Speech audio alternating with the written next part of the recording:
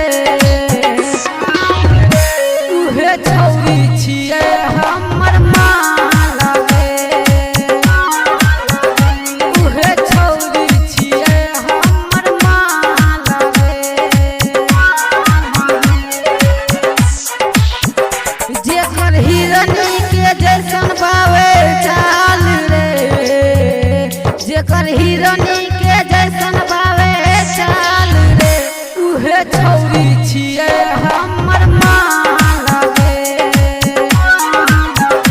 उहे छौरी छिए हमर माँ लगे।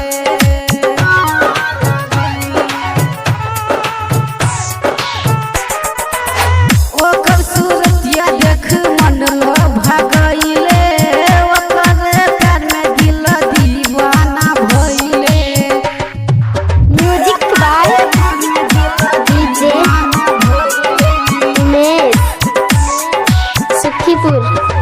ओकर सूरतिया देख मन भगइले ओकर प्यार में दिल दीवाना भइले।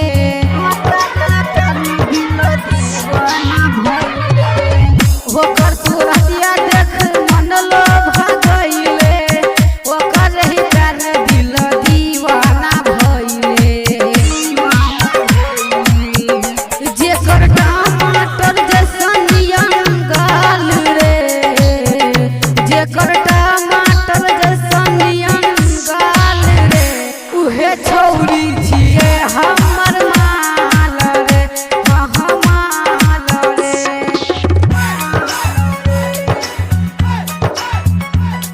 बालाजी रिकॉर्डिंग स्टूडियो नौखा बाजार Supaul. Music by DJ Umesh Sukhipur.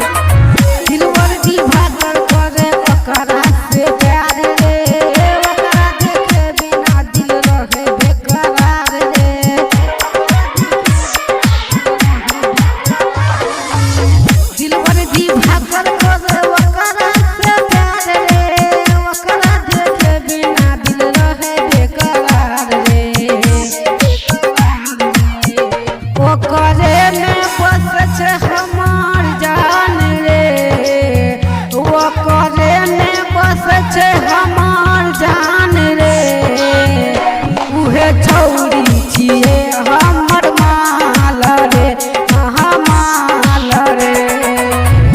जेकर हिरनी के जैसन बावे चाल रे जेकर हिरनी के जैसन बावे चाल रे उहे छौरी